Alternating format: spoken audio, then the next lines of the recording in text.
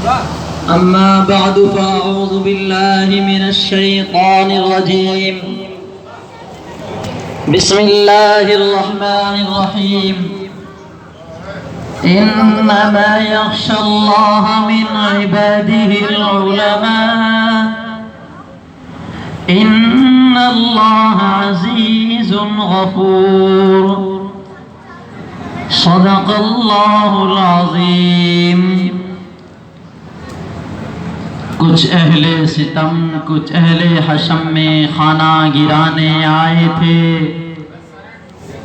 کچھ اہل ستم کچھ اہل حشم میں خانہ گرانے آئے تھے.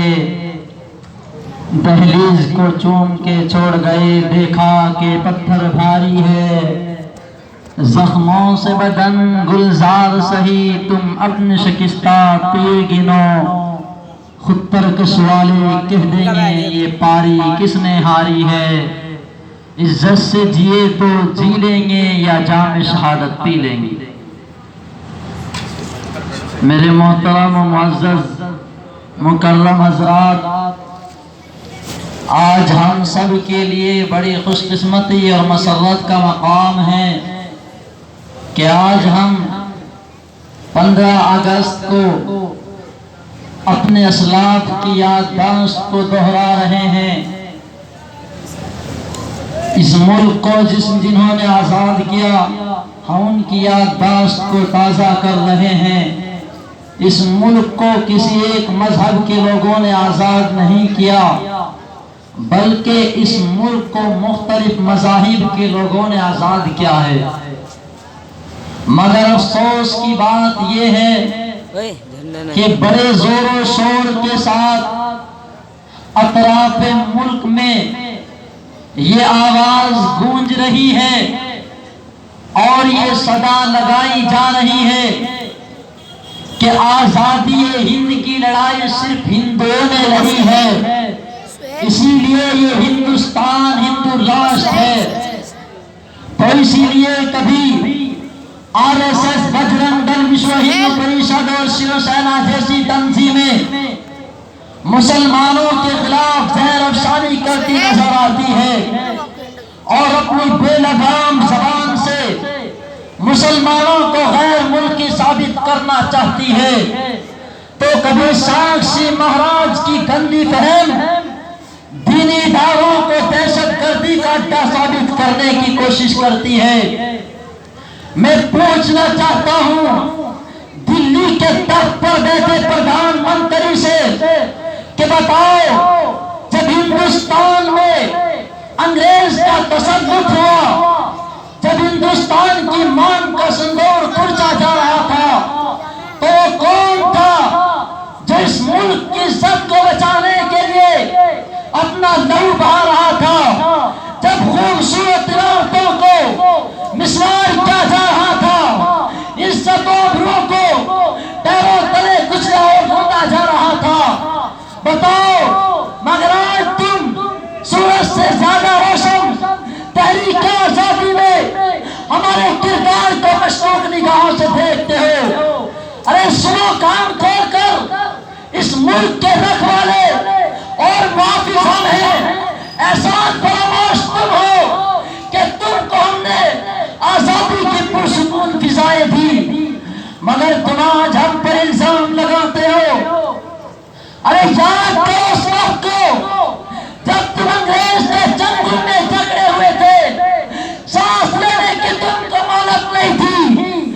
اس وقت اس ملک کی گود میں پرورش پانے والا کوئی مائی کا لال اتنی جرات نہیں کر سکتا تھا جو انگریز کی حکومت کو للکار سکے، دنیا کی سپر پاور طاقت کا مقابلہ کرنے کے لیے آواز اٹھا سکے. اس وقت انہیں مسلمانوں نے اس ملک کو آزاد کرنے کے لیے آواز اٹھائی تھی. وہ کون تھا جس نے اس ملک کو آزاد کرنے کے لیے آواز اٹھائی تھی؟ وہ شاہ ولی اللہ محدث دہلوی رحمت اللہ علیہ کا فرزند شاہ عبدالعزیز تھا. شاہ عبدالعزیز کی آواز کیا تھی؟ وہ آواز یہ تھی کہ ملک ہندوستان کو آزاد کیا جائے اور انگریز کے خلاف یہ جہاد کا اعلان کرنا، جس دیا تھا۔ اسی آواز کے سہارے علماء دیوبند اپنے سر سے کفن باندھ کر انگریز کی حکومت کو ختم کرنے کے لیے میدان میں نکل پڑے۔ پھر تاریخ نے دیکھا کہ علماء کرام کے جسموں کو تانبے سے داغا گیا، علماء کرام کو ہاتھیوں کے اوپر کھڑا کر کے درختوں سے باندھ کر ہاتھیوں کو چلا دیا گیا، علماء کرام کو توپ کے منہ پر باندھ کر گولا داغ دیا گیا، علماء کرام کے گوشت کے لوگ لے گئے اور فضا آسمانی خون سے رنگین ہو گئی۔ علماء کرام کو سپروں کی کھالوں میں بند کر کے چلتے ہوئے تندوروں میں ڈالا گیا۔ لاہور کی شاہی مسجد کے سامنے انگریز نے پھانسی کا بندہ بنایا تھا۔ ایک ایک دن میں 80 علماء کو پھانسی دی جاتی تھی۔ اس ملک کی خاطر، اس ملک کو آزاد کرنے کے لیے ان کو بوریوں میں بند کر کے دریا میں ڈال دیا جاتا تھا اور اوپر سے گولی کا نشانہ بنا دیا جاتا تھا۔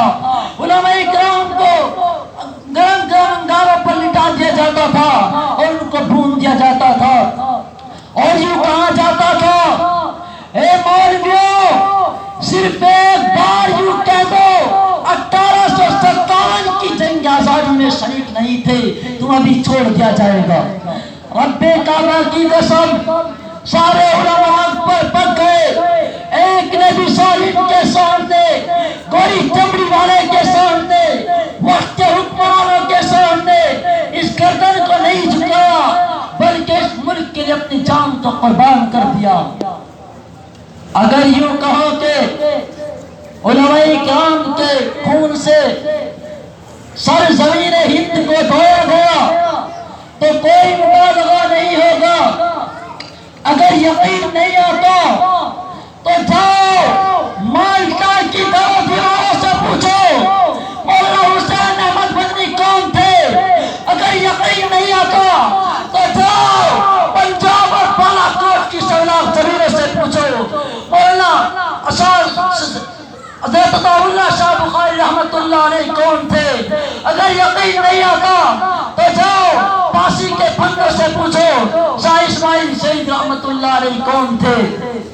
ہاں ان درختوں اور زندہ خانوں سے پوچھو جہاں پر حق بولنے والے معصوم انسانوں کی لاشیں لٹکتی رہی، جنہوں نے دین و وطن کی خاطر اپنا سب کچھ قربان کر دیا۔ انہوں نے جانیں تو دے دی مگر ظالم کو پیٹھ نہ دکھائی، انہوں نے گردنیں تو کٹائی مگر آزادی کے پرچم کو جھکنے نہیں دیا۔ آج تم ہم سے ہماری قربانیوں کے بارے میں سوال کرتے ہو۔ ارے اکثریت پر اترانے والوں، اقتدار پر گھمنڈ کرنے والوں، کان کھول کر سن لو، یہ تمہارا اقتدار انگریز کے اقتدار سے بڑھ کر نہیں ہے، یہ تمہاری طاقت انگریز کی طاقت سے بڑھ کر نہیں ہو سکتی۔ وہ بھی ظالم یہاں سے بھاگ نکلا، علماء دیوبند کی ضربوں سے اسے بھی یہاں سے بھاگنا پڑا۔ مگر آج مسلمان سے سوال کیا جاتا ہے کہ تم نے آزادی کے لیے کیا کیا، لیکن بڑے افسوس کے ساتھ کہنا پڑ رہا ہے کہ کل ہمارے اسلاف نے اس دین کو اس ملک کو اپنے خون بہا کر اس ملک کو آزاد کیا تھا، مگر آج ہمارے ساتھ کیا ظلم و ستم ہو رہا ہے وہ روز روشن کی طرح آیا ہے۔ میں پوچھنا چاہتا ہوں ان آزادی کا نام لینے والوں سے، ان تعصب پرستوں سے، ان آتنکوادیوں سے میں پوچھنا چاہتا ہوں، کیا آزادی اسی کا نام ہے؟ جو چاہے مدارس پر حملہ کر دے، جو چاہے مدارس پر پابندی کی بات کرے، جو چاہے قرآن میں تحریف کا مطالبہ کرے، جو چاہے مسلمانوں کو دہشت گرد کہے۔ ارے سنو، ایسی آزادی پر ہم کل بھی لعنت بھیجتے تھے، آج بھی لعنت بھیجتے ہیں، ہمیشہ آزادی کو اپنی جوتیوں میں رکھتے ہیں، مگر ہم ہندوستان سے پوچھنا چاہتے ہیں کہ ہندوستان بتا، تجھے انگریز کی جوتیوں سے اٹھا کر اقتدار پر کس نے بٹھایا؟ تجھے قید قید سے نکال کر شہری کس نے بنایا؟ تجھے قیدی سے آزاد کس نے کرایا؟ ہمارے ساتھ لے کر آیا، ہمارے ساتھ لے کر آیا، ہمارے علماء کرام لے کر آیا۔ اگر یقین نہیں آتا تو ہماری داستان جا کر شانتی کے میدانوں سے پوچھ لو، ہماری داستان دلی کی شاہی مسجد سے پوچھ لو، ہماری داستان فارسی کے بندوں سے پوچھ لو۔ اگر تم میں اتنی ہمت ہے تو جاؤ افریقہ کے برپا کے ہوئے طوفانوں سے ہماری قربانیوں کو پوچھو، تمہیں معلوم ہو جائے گا۔ یہ ہمارے بڑوں کی قربانیاں ہیں، مگر الزام یہی لگتا ہے کہ تم نے دیش کو کچھ نہیں دیا۔ ارے تم کہاں تک کہ ہماری قربانیوں کو سنو گے؟ ہمارے بڑوں نے تو اپنی جانوں کو اس ملک کے لیے ہی قربان کیا تھا۔ اللہ تبارک و تعالیٰ سے دعا ہے کہ اللہ تبارک و تعالیٰ وقت کے حکمرانوں سے اور اقتدار پر بیٹھنے والے ظالموں سے سینہ تان کر لڑنے کی ہمت ہم کو عطا فرمائے۔ ان مجاہد اعظم کی طرح ہم کو بھی ان ظالموں سے آنکھ میں آنکھ ملا کر بات کرنے والا بنائے۔ وآخر دعوانا الحمدللہ رب العالمین۔